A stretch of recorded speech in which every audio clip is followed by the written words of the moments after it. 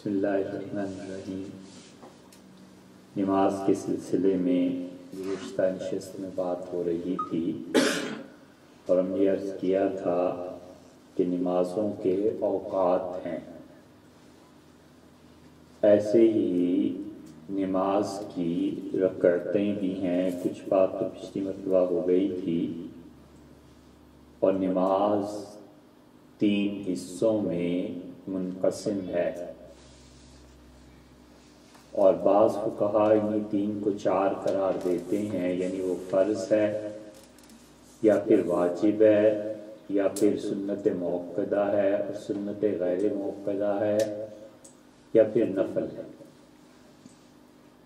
فرض نمازیں وہ ہیں جنہیں اللہ نے ضروری قرار دیا،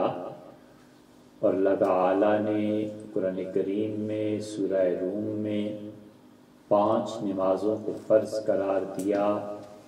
اور اسی طرح سورہ بنی اسرائیل میں بھی اس کا ذکر ہے۔ اور مسلمان آغاز میں 2 نمازیں ہی پڑھا کرتے تھے، صبح اور شام، اور پھر اس کے بعد جب معراج ہوئی ہے تو اللہ تعالیٰ نے انہی 2 نمازوں کو بڑھا کے 5 کر دیا، اور 5 نمازیں 2 رکعتوں پہ مشتمل تھیں، یعنی ظہر کے بھی 2 فرض تھے، عصر کے 2 فرض تھے، مغرب کے 3 تھے، اور پھر باقی عشاء اور فجر کے بھی 2 فرض تھے۔ یہ تو پھر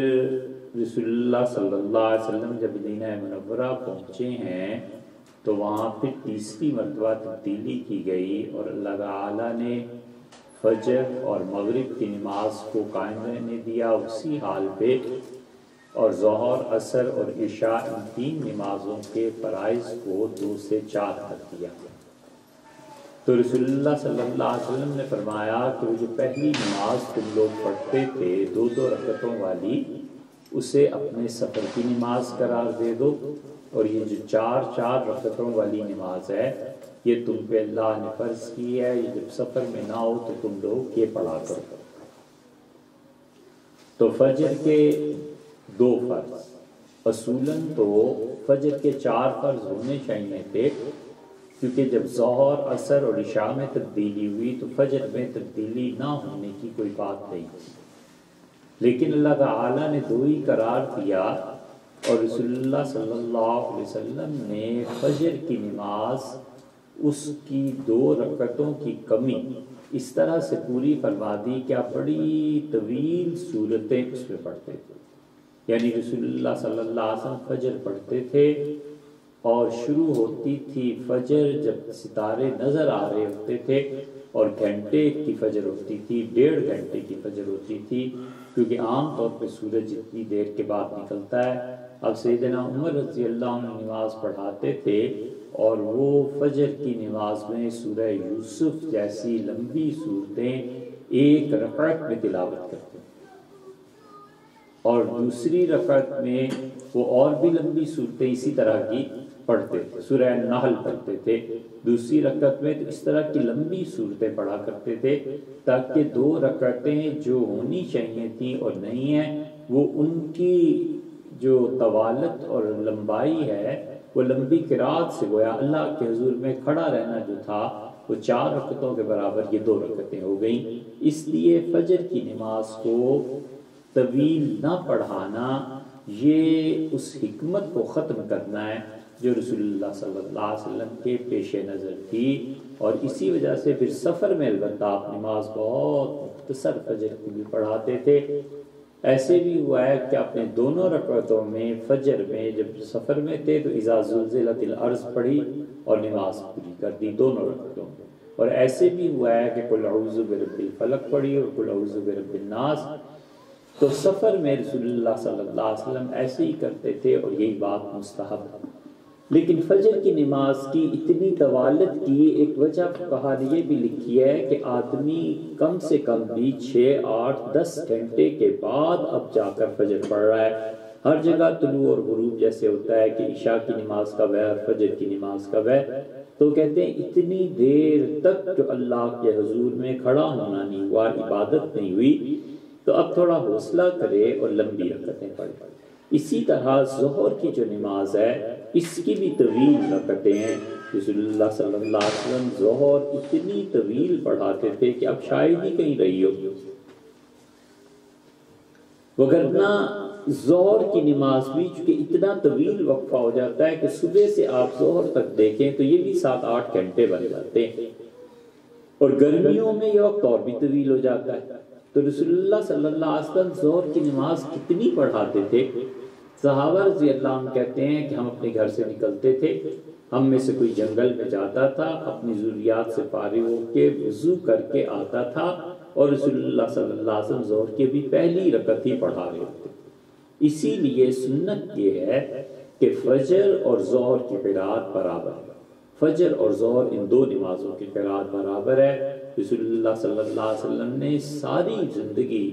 شاید شاذ و نادر کہیں یہ کیا ہو کہ سورہ فاتحہ کے بعد قرآن میں 2-4-10-20 آیات ادھر سے پڑھ لی ادھر سے پڑھ لی، وگرنہ عمومی طور پہ رسول اللہ صلی اللہ علیہ وسلم یہی کرتے تھے کہ نماز میں پوری صورتیں پڑھا کرتے تھے۔ اس لیے اصل سنت یہی ہے کہ نماز میں پوری صورتیں پڑھی جائیں۔ اگر پوری صورتیں نہیں آتی تو ظہر اور فجر اور ظہر دونوں نمازوں میں 60 آیات کم سے کم پڑھنی چاہیے تاکہ سنت کے مطابق نماز ہو سکے، اور 60 سے 70 آیات 80 آیات یہ ہے فجر اور ظہر۔ اور عصر اور عشاء میں رسول اللہ صلی اللہ علیہ وسلم پوری صورتیں پڑھتے تھے۔ ان صورتوں کی بھی تقسیم ہے، اور وہ اس طرح سے رسول اللہ صلی اللہ علیہ وسلم یا پھر 30 سے 40 آیات یہ عصر میں اور عشاء میں پڑھنی چاہیے، اور مغرب میں 8-10 آیتیں بھی کافی ہیں۔ یہ رسول اللہ صلی اللہ علیہ وسلم کا عام طور پہ معمول تھا۔ اور جہاں تک قرآن کریم میں تقسیم کا تعلق ہے، سورہ حجرات 26ویں پارے میں آتی ہے، اس سے لے کے 30ویں پارے کی سورہ بروج تک، بروج سے پہلے یہ جتنی صورتیں ہیں یہ سب کی سب فجر اور ظہر کے تھے۔ رسول اللہ صلی اللہ علیہ وسلم انہی صورتوں میں سے پڑھتے تھے۔ اس لیے فرض کیجئے کہیں بھی کوئی نظام تعلیم بنتا ہو تو بچوں کو سورہ حجرات سے لے کے والناس تک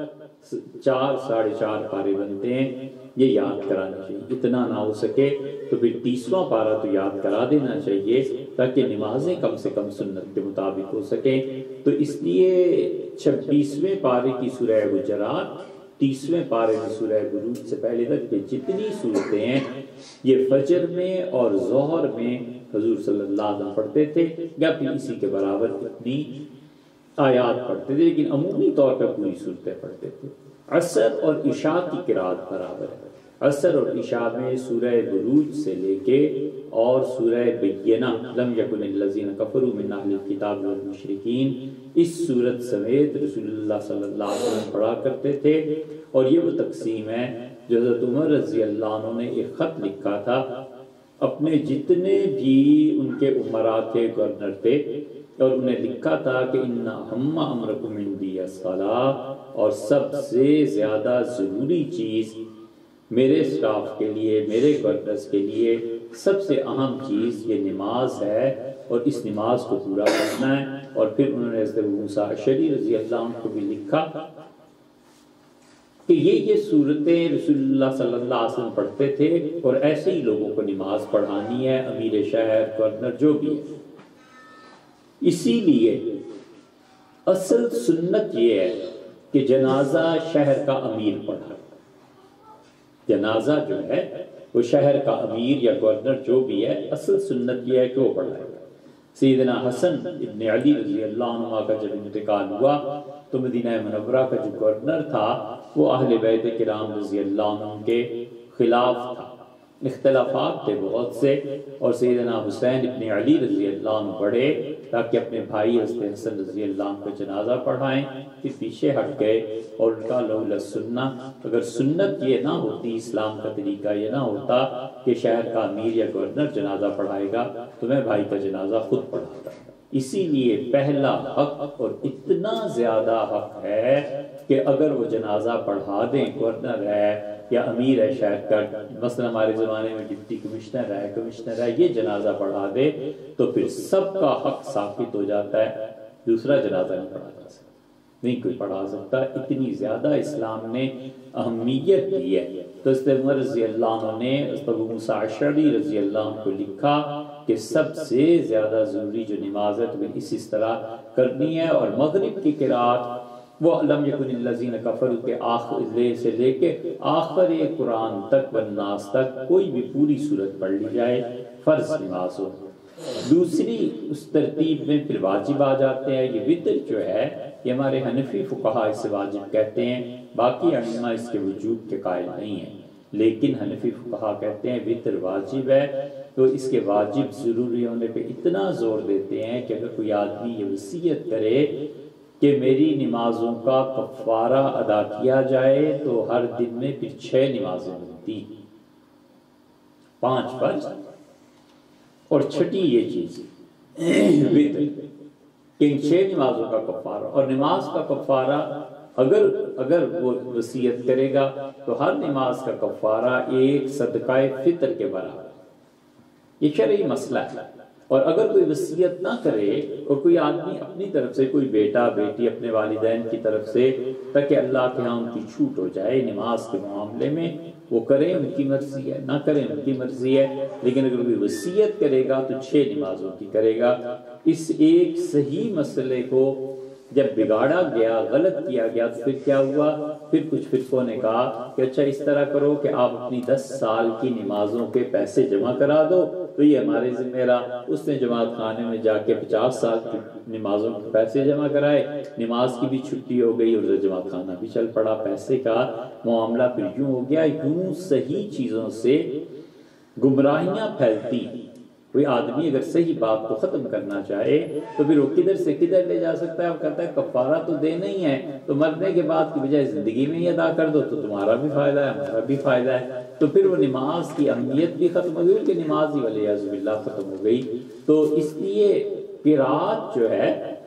فجر اور ظہر کی برابر ہے، عصر اور عشاء کی برابر ہے، اور مغرب کی نماز میں حضور اکرم صلی اللہ علیہ وسلم نے سورہ بینہ سے لے کے آخر تک کی سیدنا عمر رضی اللہ عنہ تقسیم کی تھی۔ یہی ہمارے نزدیک اثر ہے۔ رسول اللہ صلی اللہ علیہ وسلم لوگوں کو عشاء پڑھاتے تھے والسماء ذات البروج، اور پھر اس کے بعد دوسری رکعت میں والسماء والطارق پڑھتے تھے، اور رسول اللہ صلی اللہ علیہ وسلم نے لمبی قرات فرض نمازوں میں کرنے سے منع بھی فرمایا ہے، بہت ناراضگی کا اظہار بھی کیا، یعنی بہت ہی زیادہ لمبی ہو جائے۔ ایک تو یہ ہے کہ آدمی نماز پڑھے اطمینان سے، ٹھیک ہے، ایک ہے کہ اتنی قرات کر لے کہ بہت لمبی ہو جائے۔ حضرت معاذ رضی اللہ عنہ نماز پڑھاتے تھے،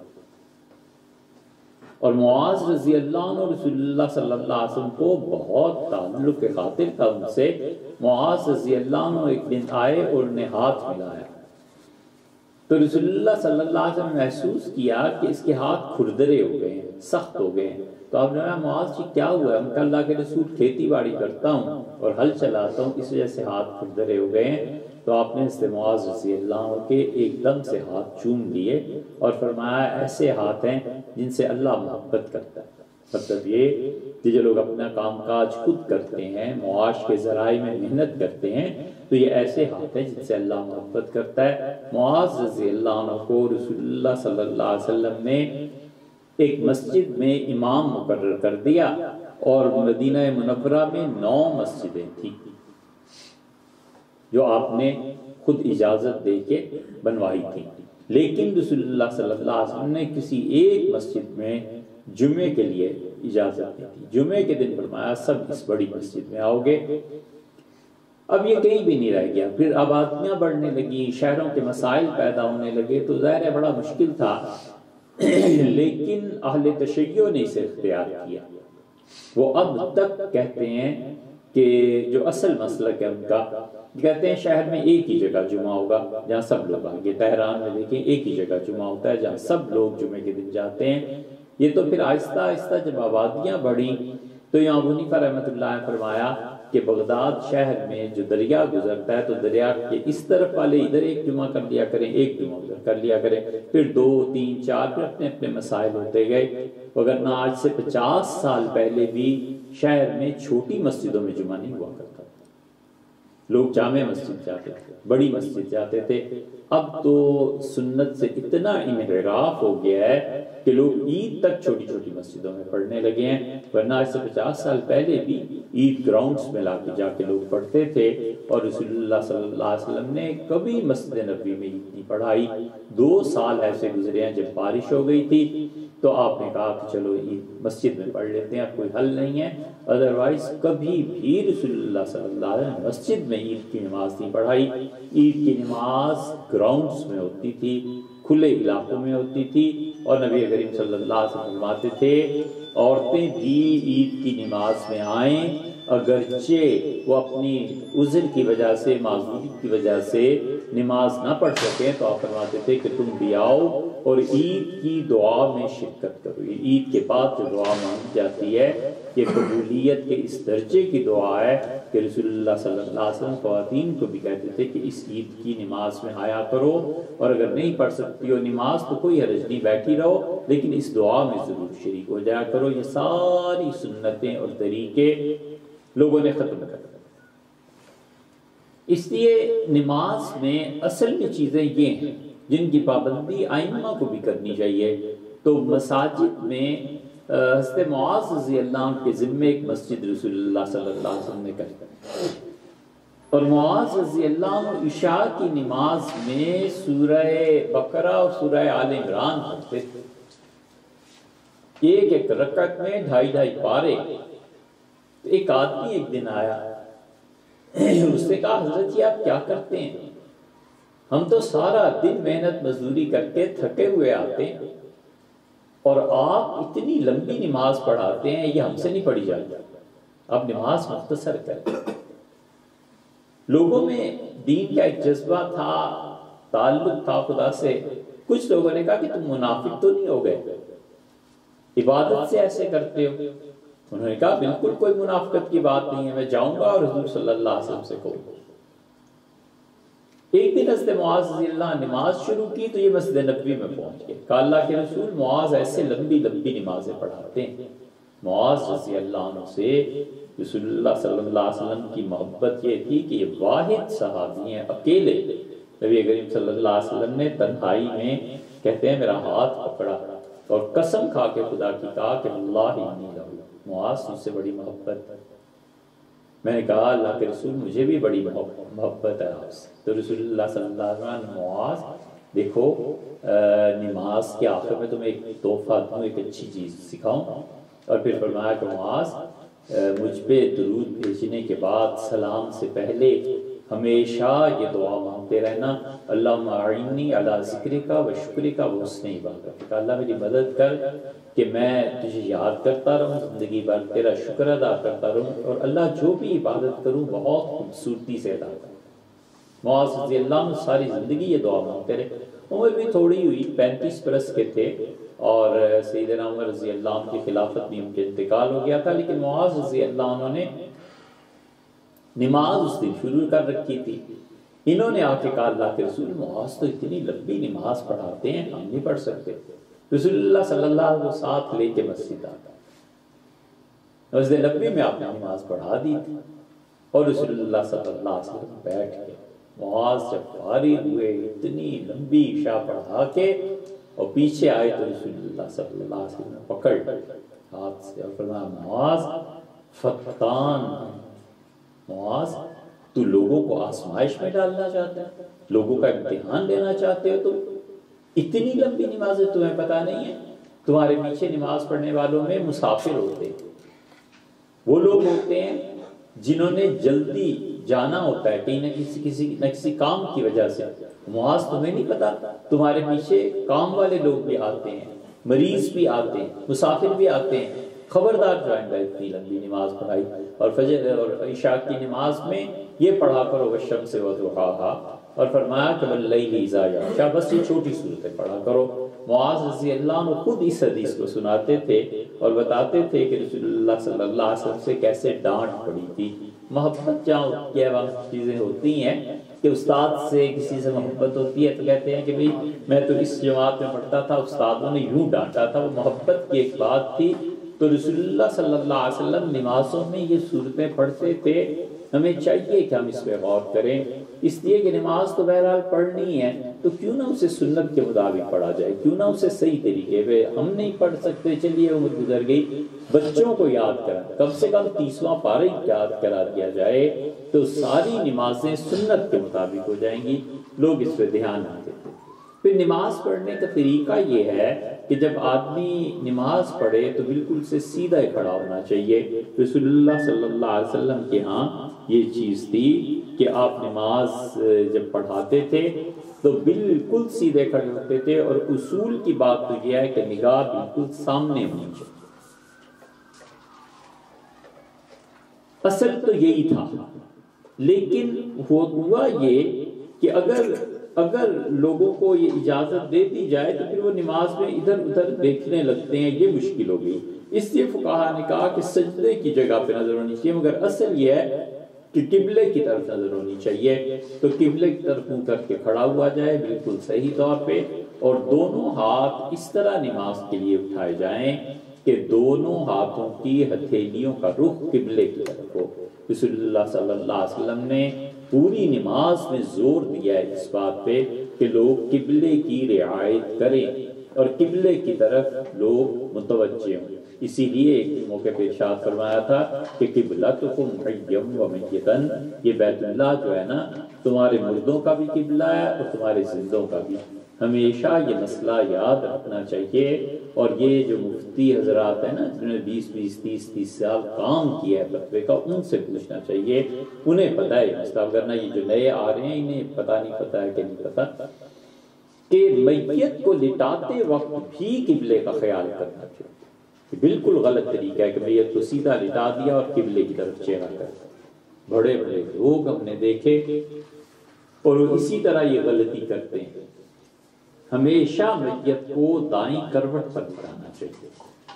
پورا جسم اس کا قبلے کی طرف ہونا چاہیے۔ جس طرح انسان سوتا ہے اسی طرح انسان سونے کا بھی طریقہ یہی ہے نا کہ رسول اللہ صلی اللہ علیہ وسلم دائیں کروٹ پر لیٹتے تھے۔ میت کو قبر میں لٹانے کا طریقہ بھی یہی ہے کہ میت کو دائیں کروٹ نیچے ہوگی اور بائیں اوپر ہوگی، اوپر کا ہاتھ میت کو اوپر رکھ دیا جائے، اور دائیں طرف جب لٹایا جائے گا تو ہاتھ اس کے پہلو سے پسلیوں سے نکال کے آگے کر دیا جائے، اور جب وہ اس طرح میت دیکھی ہوئی ہے تو لا محالہ پیچھے کی طرف گرے، تو پیچھے کی جو دیوار ہے اس کے اور میت کے درمیان مٹی کے ڈھیلے رکھ دینے چاہیے تاکہ ایک طرح کی ٹیک اس کی لگ جائے۔ یہ طریقہ ہے حضور صلی اللہ علیہ وسلم نے جو فرمایا ہے نا کہ تمہارا قبلہ ہے زندوں کے لیے بھی اور مردوں کے لیے بھی، یہ وہ چیز ہے جو کرنی چاہیے۔ لوگ بڑا ظلم کرتے ہیں میت پہ، یہ اس کا حق نہ ہے۔ قبر کے جو اوپر مٹی ہوتی ہے یہ میت کا حق ہے، اگر کوئی آدمی اس مٹی کو لے گا قبر خراب کرے گا تو میت کا حق مارے گا، اب اس سے معافی کیسے مانگے گا؟ سوچنے کی بات ہے نا، کوئی زندہ ہو تو آدمی معافی مانگ لے، میت کے بھی کچھ حقوق ہو۔ ہمیشہ قبلہ رخ لٹانا چاہیے میت کو۔ اس مسئلے کو پوری طرح آپ کسی سے پوچھیں، اچھے جو مفتی منجے ہوئے ہیں تو آپ کو یہ مسئلہ بتائیں گے، حنفی فقہاء نے سے لکھا ہے۔ رسول اللہ صلی اللہ علیہ وسلم میں زندہ اور مردہ سب کا قبلہ، تو نماز کے لیے جب ہاتھ اٹھائے تو دونوں ہتھیلیاں اور انگلیاں ان کو ایسے اٹھانا چاہیے، یعنی یہ دونوں ہتھیلیاں اور انگلیاں ایسے کر کے ایسے اللہ اکبر کہتے ہیں۔ اس طرح سے اللہ اکبر کہنا، یوں ہاتھوں کو رکھنا، یہ سنت کے خلاف ہے، یہ اچھی بات نہیں ہے، یعنی پسندیدہ چیز نہیں ہے شریعت میں۔ انگلیاں کھلی ہوں بند ہوں کوئی پرواہ نہیں۔ نماز میں دو مقامات ایسے ہیں جہاں انگلیاں کھولنے اور بند کرنے کا حکم ہے۔ ایک رکوع میں جب جائے تو ساری انگلیاں کھول دو 10 کی 10 انگوٹھوں سے، سجدے میں جائے تو دونوں ہاتھوں کی انگلیوں کو بند کر دینا چاہیے بس۔ باقی جتنی نماز ہے اس میں انگلیاں کھلی ہوں بند ہوں جو بھی ہو، شریعت اس کی پرواہ نہیں کرتی۔ تو دونوں ہاتھ انگلیاں انگوٹھے سب قبلہ کی طرف، اور کانوں کو کہ یہ جو لو ہے یہ اس کو چھوئے یا اس کے برابر ہاتھ لگائے۔ آئے ہاتھ لے آئے۔ رسول اللہ صلی اللہ علیہ وسلم سے یہ بھی روایت آتی ہے کہ کندھوں تک ہاتھ اٹھاتے تھے، یہ بھی آتی ہے کہ سر مبارک تک اوپر ہاتھ اٹھاتے تھے، یہ بھی آتی ہے کہ دونوں شانوں اور کانوں کے درمیان۔ تو اس کا آسان طریقہ تھا کہ سب سنت کی چیزیں جمع ہو جائیں، وہ یہ ہے کہ اس کے انگوٹھے کانوں کی لو تک پہنچیں یا اسے چھوئیں یا اس کے برابر آ جائیں، تو اللہ اکبر کہہ کے دونوں ہاتھ باندھ لینے چاہیے۔ ہاتھ باندھنے کا طریقہ یہ ہے کہ اپنے سیدھے ہاتھ کو 3 حصوں میں منقسم کر لے، تقسیم کرے، اور یہ جو انگوٹھا ہے اور یہ جو چھوٹی انگلی ہے اس کے ذریعے کلائی پکڑ لینی چاہیے۔ یہ کلائی میں جو ہڈی ابھری ہوئی ہے اس کے اوپر سے کلائی کو پکڑ لینا چاہیے، اور یہ جو 3 انگلیاں یہ ادھر آ جائیں، اور یہ جو دوسرے ہاتھ کی انگلیاں وہ نیچے لٹکا دی دینی، انہیں اپنی طاقت، اپنی قوت گرفت سے دوسری کلائی کے پیچھے کر، یعنی وہ ایسے آ جائے۔ یہ طریقہ ٹھیک نہیں ہے کہ لوگ انگلیاں پکڑ لیتے ہیں، انگوٹھا یہ اس انگلی سے یہ گرپ ہو جاتی ہے، پکڑ لیتے ہیں اور باقی ہاتھ نیچے کی طرف لٹکا دینا، یہ صحیح چیز نہیں ہے۔ سنت یہی ہے کہ انگلی سے ایسے اور انگوٹھے سے پکڑ لیا جائے، یہ 3 انگلیاں اوپر آ جائیں اور جو باقی ہاتھ انگلیاں یہ دوسری کلائی کے نیچے چھپ جائیں گی، یہ طریقہ صحیح ہے۔ اور ناف کے نیچے ہاتھوں کو باندھے، ناف سے بالکل نیچے، اور پھر وہ پڑھنا اللہ اکبر کہہ کے۔ یہ پہلی تکبیر جو ہے اللہ اکبر، اس کا کہنا فرض ہے۔ اگر کسی نے یہ تکبیر نہیں کہی تو نماز شروع ہی نہیں ہوگی۔ ہاتھ باندھ دیے، نماز نہیں شروع ہوگی۔ اس اللہ اکبر کہنے سے نماز شروع ہوگی، چاہے ہاتھ کھلے ہیں اور چاہے بندے۔ اس سے ویسے وہ سنت ہے، یہ اللہ اکبر کا کہنا فرض ہے۔ اسی لیے شریعت نے بڑی سختی سے 2 مقامات پہ پابندی کا حکم دیا ہے۔ امام جو ہے نا اس کو ذمہ دار ٹھہرایا ہے کہ اللہ اکبر کبھی بھی لمبا نہ کرے۔ بڑا ظلم کرتے ہیں وہ امام جو اس تکبیر تحریمہ کو کھینچتے ہیں، اللہ اکبر۔ اب اکبر کی رے جو پیچھے مقتدی ہے نا وہ پہلے پڑھ دیتا ہے، تو سمپلی کہتا ہے اللہ اکبر، اور امام اتنا لمبا جو سے کھینچتا ہے نا،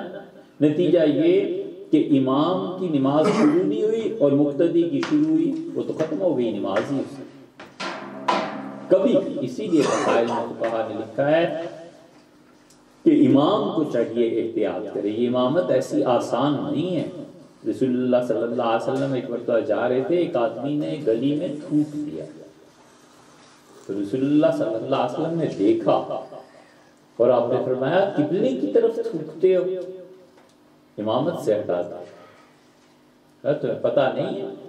تھوکنے کا کیا کیا۔ اسی لیے رسول اللہ صلی اللہ علیہ وسلم نے بڑی شدید تنبیہ کی اور فرمایا تم میں سے جو لوگ قبلے کی طرف منہ کر کے تھوکتے ہیں نا، قیامت میں یہ سارا تھوک انہی کے چہرے پہ پڑتا ہے۔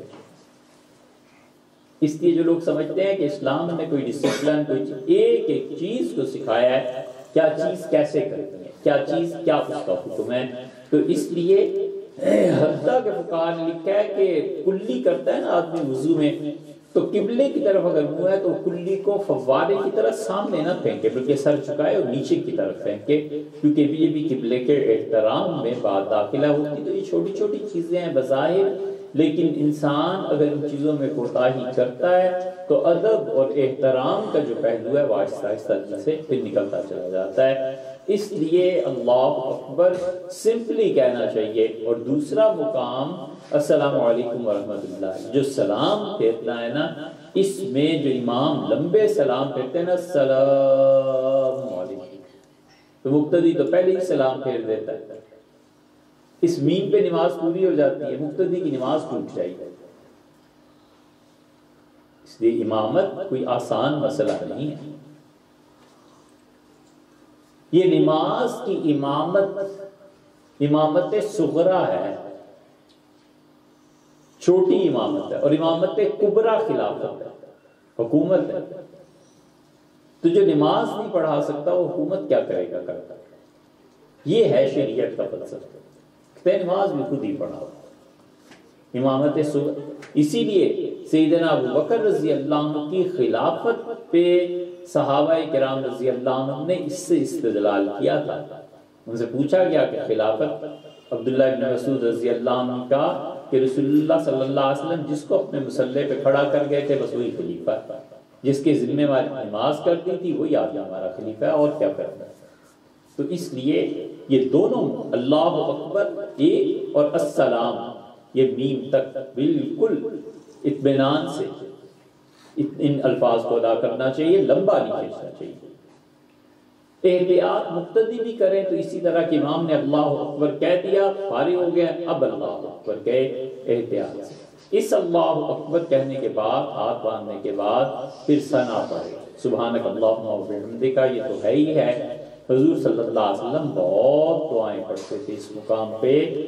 اتنی دعائیں تھیں کہ حدیث کی کتابوں میں آئی۔ کبھی کبھی یہ پڑھتے تھے کہ اللہم نقنی من الخطایا کما ینقی الثوب الابیض من الدنس، اللہ مجھے ایسے پاک کر دیں جیسے سفید کپڑا دھلنے کے بعد پاک ہو جاتا ہے۔ کبھی کبھی اس موقع پہ ہم تو صرف سبحانک اللہ ہی پڑھتے ہیں نا، لیکن کیسی زبردست چیز ہے۔ حضور صلی اللہ علیہ وسلم دعا مانگتے تھے اور فرماتے اللہم باعد بینی و بین خطایا، اللہ میرے میں اور گناہ کی زندگی میں اتنا فاصلہ ڈال دے، کما بعدت بین المشرق والمغرب، اللہ جیسے مشرق اور مغرب کو تو نے دور کر دیا اپنی قدرت سے، رحمت سے، میرے اور گناہ کی زندگی میں اتنا فاصلہ ڈال دے۔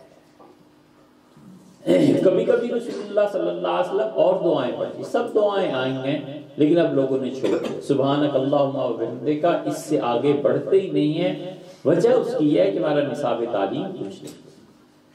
کرنا۔ بچوں کو یہ چیزیں اگر سکھا دی جائیں کہ بیٹے یہ بھی پڑھنا ہے، یہ بھی پڑھنا ہے، ان میں سے کوئی چیز پڑھنی ہے، کوئی ایسی بڑی بات نہیں ہے، کون سا ان کے حافظے پہ اتنا بوجھ پڑ جانا ہے، نصاب تعلیم۔ اس کے بعد پہلی رکعت میں سورہ فاتحہ پڑھنی، اور اس کا طریقہ یہ ہے، نماز شروع ہوتی ہے اللہ اکبر سے، اس کے بعد کوئی اعوذ باللہ بسم اللہ کچھ نہیں، سیدھے سادھے سبحانک اللہم و بحمدک یا دعا۔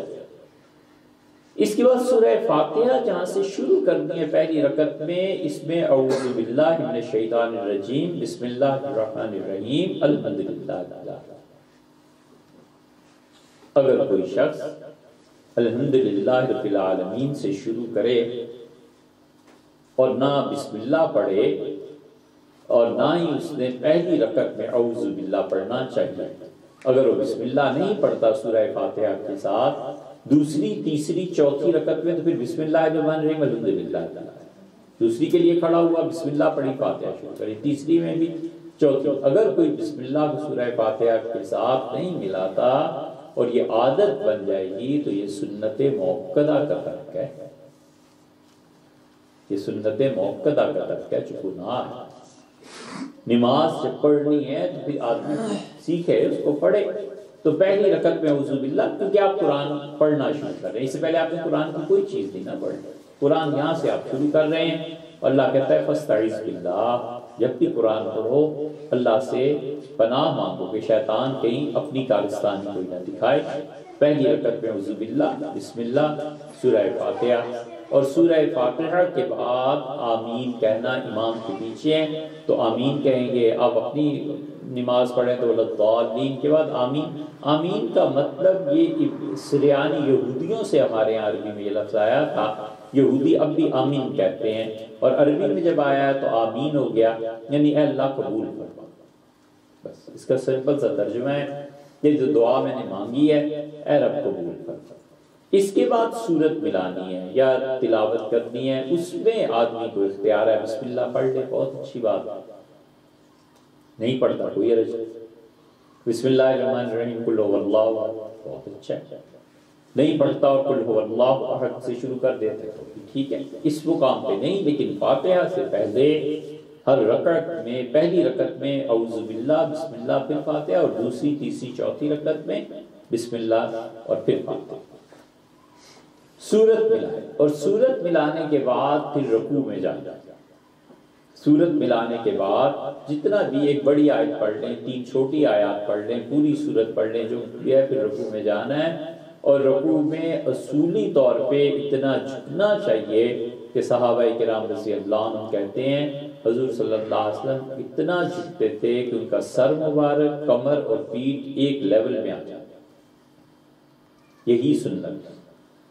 کہ رکوع میں اتنا جھکنا چاہیے آدمی کو کہ سر، کمر اور پیٹھ سب ایک لگ، حتیٰ کہ وہ کہتے ہیں ہم نے اندازہ کیا کہ رسول اللہ صلی اللہ علیہ وسلم اتنا اسٹریٹ ہو جاتے تھے، سیدھے ہو جاتے تھے کہ اگر ہم پانی کا پیالہ ان کی کمر پہ رکھ دیں تو پانی نہ گرے،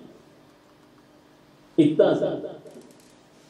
رکوع شروع ہو جاتا ہے، اگر انگلیوں نے گھٹنوں کو چھو لیا تو رکوع ہو گیا۔ مثلاً ایک آدمی آیا اور امام رکوع میں جا رہا ہے جماعت سے ملنے میں، اس نے کھڑے ہو کے اللہ اکبر کہا، اتنا قیام اس کا کافی ہے۔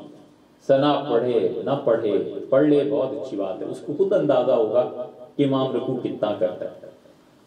نہیں پڑھی اور وہ جھکا اور امام نے کہا سمع اللہ لمن حمدہ، تو اگر اس کی انگلیوں کے پور نے گھٹنوں کو چھو لیا ہے تو اس کا رکوع ہو گیا، یہ رکوع میں شریک ہے۔ اس لیے رکوع کا آغاز ہو جاتا ہے جب آدمی کی انگلیاں گھٹنوں کو چھو لیں، اور اصل رکوع میں یہ ہے وہ جو پہلے عرض کیا کہ اتنا سیدھا جھک جائے کہ کمر، سر اور پیٹھ کے سب ایک لیول میں آ جائیں۔ حضور صلی اللہ علیہ وسلم اسی طرح جھکتے تھے، اور یہی سنت کا طریقہ ہے نماز میں۔ اس کے بعد وہ کھڑا ہو جائے گا اور سمع اللہ لمن حمدہ قوما ہے، اور اس کا مطلب یہ ہے کہ اللہ نے ہر اس شخص کی تعریف سنی جس نے اللہ کی تعریف کی۔ سمع اللہ، اللہ نے سنا، لمن حمدہ، جس نے اللہ کی تعریف بیان کی۔ اللہ کو بہت پسند ہے کہ لوگ اس کی تعریف بیان کریں، بہت پسند ہے۔ اسی لیے قرآن کہتا ہے کہ وَسَبِّحْ بِحَمْدِ رَبِّكَ حِینَ تَقُومُ، ایک تفسیر یہ بھی کی گئی ہے، اور جب تم سو کے اٹھو تو سب سے پہلا جملہ زبان سے کہو سبحان اللہ و بحمدہ، سبح بحمد ربک، اپنے پروردگار کی تعریف کرو، ہم بیان کرو، جس میں تسبیح ملی ہوئی ہو، کب؟ حین تقوم، جب تم اٹھو۔ اس کی ایک تفسیر یہ کی گئی ہے کہ اٹھنے کا مطلب یہ ہے کہ جب آدمی بیٹھتا ہے تو اٹھے جب تو سبحان اللہ و بحمدہ پڑھ۔ ایک تفسیر یہ بیان کی گئی ہے کہ جب تم نیند سے اٹھو تو پہلا جملہ کسی بھی حالت میں کہو، یہ کہو سبحان اللہ و بحمدہ، سبحانک اللہم و بحمدک۔ یہ سارے جملے اللہ کی تسبیح اور حمد ملی ہوئی ہے۔ یہ فرمایا صحیح کھڑا ہو جائے اور دونوں ہاتھ لٹکا دینے چاہیے۔ دونوں ہاتھ بعض ائمہ اس بات کے قائل ہیں کہ اگر دیر تک کھڑا ہونا ہے تو کہتے ہیں دونوں ہاتھ باندھ دینے چاہیے۔ آدمی کو پتہ ہوتا ہے کہ حضور صلی اللہ علیہ وسلم کھڑے ہوتے تھے،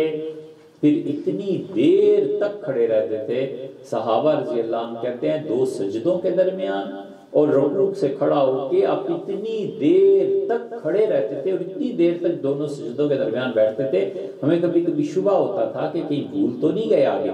لقمہ نہ دے دیں۔ اس لیے یہ صحیح کھڑا ہونا اور دونوں سجدوں کے درمیان اس طرح بیٹھنا کہ ہڈیاں اپنی جگہ پہ آ جائیں، یہ واجب ہے۔ مسئلہ بہت اہم ہے۔ آدمی صحیح کھڑا نہیں ہوا اور رکوع سے ہی سجدے میں چلا گیا تو نماز ٹوٹ جائے گی، نماز ہوگی شرعاً یہ واجب۔ آپ کبھی عمرے پہ جاتے ہیں تو حرم میں جو لوگ نماز پڑھاتے ہیں ائمہ جو ہیں، وہ آپ دیکھیں کتنی دیر کھڑے رہتے ہیں، دعا مانگتے ہیں۔ وہی اصل سنت ہے۔ ہمارے نزدیک بھی طریقہ یہی ہے، لیکن جو کہ تعلیم نہیں رہی نا، اس لیے لوگ جلدی کرتے ہیں، ورنہ اس پہ کھڑا ہونا سمع اللہ لمن حمدہ یہ واجب ہے۔ اس کے بعد 4 جملے ہیں، ربنا لک الحمد، جو ہم عام طور پہ پڑھتے ہیں، ربنا ولک الحمد۔ حرمین میں جائیں تو واو کا اضافہ کرتے ہیں، ربنا ولک الحمد۔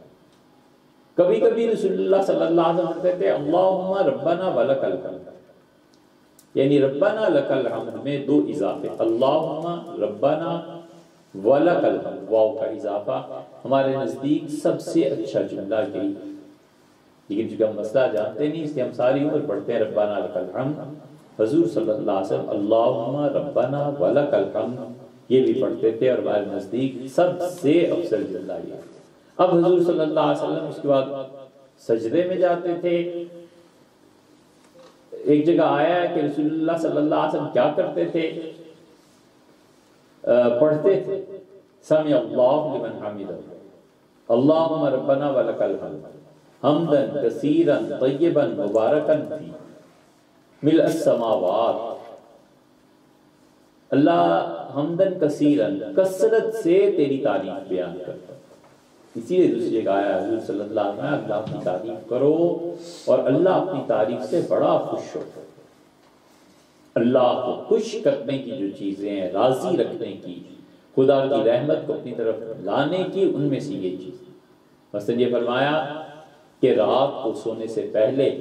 عشاء کے بعد عشاء کی نماز جب پڑھ لو تو فرمایا سورہ یاسین پڑھا کرو، اور جو تم میں سے رات کو سورہ یاسین کی تلاوت کرتا ہے اللہ اس سے خوش رہتا ہے، اللہ اس سے راضی رہتا ہے۔ 5 منٹ نہیں لگتے، 3-4 منٹ لگتے ہیں، اگر آدمی اپنی روٹین میں شامل کر لے تو آہستہ آہستہ یاد ہی ہو جاتی ہے، مسجد سے آتے جاتے ہی پوری ہو جاتی ہے۔ اس لیے رسول اللہ صلی اللہ علیہ وسلم سورہ یاسین کو کہتے تھے نا یہ دل ہے، وہ اسی وجہ سے کہ اس میں بڑی برکتیں۔ آپ نے فرمایا جو صبح کے وقت پڑھے سورہ یاسین اپنے کاموں کو شروع کرنے سے پہلے دن کے آغاز میں، اللہ اس دن کے کاموں کو اس کے لیے آسان کرتا ہے۔ اس لیے کھڑے ہوتے تھے، اللہ کی بڑی تعریف بیان، اللہم ربنا ولک الحمد، اے اللہ، اے ہمارے پروردگار، اور حقیقت یہ ہے کہ تعریف صرف تیری ہی تھی، حمدن کثیرن، اللہ میں بہت کثرت سے تیری تعریف بیان، طیباً، اللہ پاک جملے، بہت اچھے جملے اللہ میں آپ کی تعریف میں کہتا ہے، مبارکن، اللہ ایسے جملے جن میں برکت ہے بہت، میں ایسی تعریف بیان۔ پھر رسول اللہ صلی اللہ علیہ وسلم آگے پڑھتے ہیں، ملء السماوات، اللہ میں تیری اتنی تعریف بیان کرتا ہوں کہ آسمان بھر جائے تیری تعریف، وملء الارض، اور اللہ زمین بھر، ملا ما بینہما، اللہ زمین و آسمان کے درمیان جتنا بھی خلا گیپ ہے اللہ یہ بھر جائے، وَمِلَا مَا شِئْتَ مِنْ شَيْءٍ بَعْدُ، اور اللہ اس کائنات کے علاوہ بھی اگر کئی دنیایں ہیں تو اے رب وہ دنیا بھی تیری تعریف سے بھر جائے۔ پھر دعا مانگتے ہیں، اللہم لا مانع لما اعطیت، اللہ جو آپ مجھے دینا چاہیں کوئی طاقت دنیا کی نہیں روک سکتی، ولا معطی لما منعت، اور اللہ جس چیز پہ آپ نہ کر دینا پھر دنیا کی کوئی طاقت ہاں نہیں کر سکتی، ولا راد لما قضیت، اللہ تیرے فیصلوں پہ کوئی نظر ثانی نہیں کر سکتا، ولا ينفع ذا الجد منك الجد، اور اللہ کسی شخص کی دولت، عہدہ، بڑا پن، بڑا ہونا تیرے سامنے کوئی حیثیت نہیں۔ پھر رسول اللہ صلی اللہ علیہ وسلم کھڑے رہتے ہیں، بار بار کہتے تھے ربی الحمد، ربی الحمد، اے میرے پروردگار، حقیقت یہ ہے کہ تعریف تیری ہے، ربی الحمد، اے اللہ حقیقت میں تعریف تھی، کتنی مرتبہ پڑھتے تھے، پھر سجدے میں جاتے تھے۔ یہ ہے وہ قوم جس کو ہم بغیر اٹھے ہی طے کرنا چاہتے ہیں کہ سیدھے سجدے میں چلے جائیں۔ اس کو اگر آپ نے دیکھنا ہو کبھی تو سرحد چلے جائیے، نہ سجدوں کے درمیان یہ لوگ بیٹھتے ہیں، نہ رکوع سے صحیح کھڑے ہوتے ہیں۔ اتنی جلدی ان پٹھانوں کو نماز کی ہوتی ہے، پتہ نہیں کیا کرتے ہیں۔ یہ واجب ہے، یہ چھوڑ دے گا، یہ پورا نہیں ہوگا تو نماز ٹوٹ جاتا ہے۔ اس کے بعد اللہ اکبر کہہ کے سجدے میں چلا جائے۔ سجدے میں آسانی سے سب سے پہلے گھٹنے ہیں، انہیں زمین پہ ٹیکنا ہے، پھر دونوں ہاتھوں کو رکوع میں دونوں ہاتھوں کی انگلیاں کھول کے حضور صلی اللہ علیہ وسلم اپنے گھٹنوں کو پکڑ لیتے۔ سجدے میں جاتے تھے تو دونوں انگلیاں بند کر دیتے، دونوں ہاتھوں کی انگلیاں بند کر دیتے، اور پھر سجدے میں آپ نے فرمایا 7 اعضاء ہیں جن پہ سجدہ ہوتا ہے۔ تمہارے دونوں پاؤں، دونوں ہاتھ، 4 ہو گئے، دونوں پاؤں، دونوں گھٹنے 4، اور دونوں ہاتھ 6، اور پیشانی اور ناک، فرمایا 7 پر سجدہ ہوتا ہے۔ اور رسول اللہ صلی اللہ علیہ وسلم ایسے کرتے تھے کہ سب سے پہلے گھٹنے زمین پہ ٹیک دیتے تھے، اور پھر اس کے بعد ہاتھ رکھتے تھے، اور دونوں ہاتھوں کے درمیان چہرہ آ جاتا تھا، اور اتنا کونیوں کو اٹھا لیتے تھے رسول اللہ صلی اللہ علیہ وسلم، حتیٰ ناویہ الیہ، صحابہ رضی اللہ عنہ کہتے ہیں میں ترس آتا تھا کہ اللہ کے رسول اگر تھوڑا سا سمٹ جائیں تو آپ کو زحمت نہ ہو، تکلیف نہ ہو، دور دور ہاتھ رکھ کے رسول اللہ صلی اللہ علیہ وسلم دونوں ہاتھوں کے درمیان سجدہ کرتے تھے، اور جو صحیح سنت کے مطابق ہے دونوں پاؤں کی انگلیوں کو اتنا موڑنا کہ وہ قبلہ بلکہ، یہ ہے جو فرمایا ہے کہ قبلہ حیم و میتا، تمہارے مردوں کا اور تمہارے زندوں کا قبلہ ہے، اس کا احترام کرو۔ تو سجدے میں ٹوٹلی قبلے کی طرف، دونوں ہاتھوں کی انگلیاں جوڑ لی قبلے کی طرف، چہرہ قبلے کی طرف، گھٹنے قبلے کی طرف، پاؤں میں انگلیاں مڑ سکتی تھی نا، انگلیاں دونوں پہ زور دے کے اس کو قبلے کی طرف کرنا۔ یہ مسائل ہیں جو بچوں کے سیکھنے کے ہیں، بچے اگر یہ کرنے لگے تو ساری زندگی کا یہ روٹین بن جاتی ہے۔ کچے ہوتے ہیں نا اعضاء انگلیاں، تو پھر اس پہ آ جاتے ہیں کہ اچھا اس طرح کرنا ہے۔ یوں رسول اللہ صلی اللہ علیہ وسلم نماز ادا کرتے تھے، یہ پہلی رکعت ہوئی، پھر اٹھتے تھے حضور صلی اللہ علیہ وسلم سجدے میں اور رکوع میں دعائیں مانگتے تھے۔ اس لیے کتاب و سنت میں جتنی دعائیں آئی ہیں وہ سجدے میں اور رکوع میں مانگی جا سکتی ہیں، کتاب و سنت کی دعائیں، اپنی طرف سے دعا نہیں، جو بھی حدیث میں آئی ہیں بس انہیں عربی میں ہی پڑھنا چاہیے۔ حضور صلی اللہ علیہ وسلم اما الرکوع فعظموا فیہ ربکم، یہ جو رکوع ہے نا اس میں اپنے پروردگار کی بیان کرو۔ انی نہیت، تو اللہ نے منع کر دیا ہے کہ میں رکوع میں قرآن پڑھوں، رکوع میں اپنے رب کی تسبیح عظمت بیان کرو۔ میں جب سجدہ کرو تو اپنے پروردگار کی تسبیح بیان کرو اور دعا مانگو، اور یاد رکھو کہ سب سے زیادہ قریب اللہ کے بندہ اس وقت ہوتا ہے جب وہ سجدے میں ہوتا ہے۔ اور پھر رسول اللہ صلی اللہ علیہ وسلم سجدے میں دعائیں مانگا کرو، اور یہ سجدے کی دعائیں قبول ہوتی۔ اسی لیے رسول اللہ صلی اللہ علیہ وسلم جب نماز میں سجدہ کرتے تھے بہت لمبی دعائیں مانگتے تھے، بہت لمبی۔ عبداللہ بن مسعود رضی اللہ عنہ کہتے ہیں مجھ سے فرمایا تھا حضرت نے کہ جب سجدہ کرو تو یہ دعا مانگا کرو کہ شرک سے پناہ، اللہم انی اعوذ بک ان اشرک بک شیئا، اللہ میں اس سے پناہ مانگتا ہوں کہ میں تیرے ساتھ شرک کروں، جان بوجھ کے یا غلطی سے ہو جائے۔ اسی طرح ابن مسعود رضی اللہ عنہ، سیدنا عمر رضی اللہ عنہ کی دعا وغیرہ وغیرہ، صحابہ رضی اللہ عنہ نے ظاہر ہے کہ حضور صلی اللہ علیہ وسلم ہی سے یہ باتیں سنی تھی۔ سجدے میں پہلا سجدہ، اس میں دعائیں آدمی سبحان ربی الاعلیٰ پڑھے کل ٹھیک ہے، سبحان ربی العظیم اور سبحان ربی الاعلیٰ، تیسرا سبحان اللہ و بحمدہ، سبحان ربی العظیم و بحمدہ، سبحان ربی الاعلیٰ و بحمدہ، یہ سارے الفاظ حدیث میں آئے ہیں اور رسول اللہ صلی اللہ علیہ وسلم نے ادا کرتے تھے۔ یہ جتنی کسی نے پوچھا سجدے میں تو آپ نے فرمایا یہ پڑھا کرو کہ اللہم اغفر لی ما قدمت و ما اخرت، اللہ ان تمام گناہوں کی معافی چاہتا ہوں جو پچھلی زندگی میں گزر گئے اور جو آئندہ زندگی میں ہوئے، وما اسررت و ما اعلنت، اللہ جو لوگوں کے سامنے ہوئے جو تنہائی میں ہوئے، پروردگار سارے گناہوں سے معافی مانگتا ہوں۔ اتنی دعائیں ہیں یہ چونکہ ہم نے پڑھی نہیں ہوتی، سنی نہیں ہوتی، تو اس لیے ہم سے کوتاہی ہوتی ہے۔ اسی لیے بار بار ہم کہتے ہیں یہ نظام تعلیم جو ہے نا، اگر اس میں یہ چھوٹی چھوٹی چیزیں داخل کر دی جائیں بچے ساری زندگی آئندہ نسلوں تک یہ چیزیں پہنچ جائیں۔ پھر رسول اللہ صلی اللہ علیہ وسلم اللہ اکبر کہہ کے بیٹھ جاتے تھے اس طرح سے کہ اپنا ایک پاؤں یعنی بایاں پاؤں جو تھا اسے بچھا کے اسے بیٹھ جاتے تھے، اور دایاں پاؤں اس طرح کھڑا کرتے تھے کہ انگلیاں قبلے کی طرف ہو جائیں،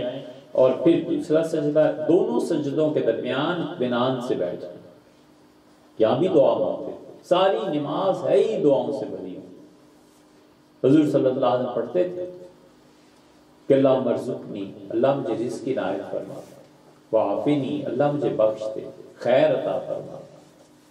اللہم اغفر، کبھی کبھی 2 مرتبہ یہ جملہ کہتے تھے، اللہم اغفر لی، اللہم اغفر لی، اللہ معاف فرما دے، اللہ درگزر فرما، اللہ بخش دے، اللہ میری غلطیاں کرتوت چھپا لے ان کو۔ اس طرح کی دعائیں رسول اللہ صلی اللہ علیہ وسلم کرتے تھے، اور پھر دوسری رکعت کے لیے دوسرے سجدے کے بعد کھڑے ہوتے تھے اس طرح کہ اپنے پاؤں کے پنجوں میں جو طاقت ہے اس کی وجہ اس کے ساتھ کھڑے ہوتے، دونوں گھٹنوں پہ ہاتھ رکھ دیتے تھے، لیکن گھٹنوں کی طاقت سے نہیں، طاقت جو پنجوں میں ہے نا پاؤں کے، اس سے کھڑے ہوتے تھے جب تک رہی، لیکن جب نہیں رہی تو پھر ظاہر ہے کہ اس میں معذوری ہو جاتی ہے۔ عبداللہ ابن عمر رضی اللہ عنہ بیٹھ جاتے تھے، دعائیں مانگتے رہتے تھے، لیکن وہ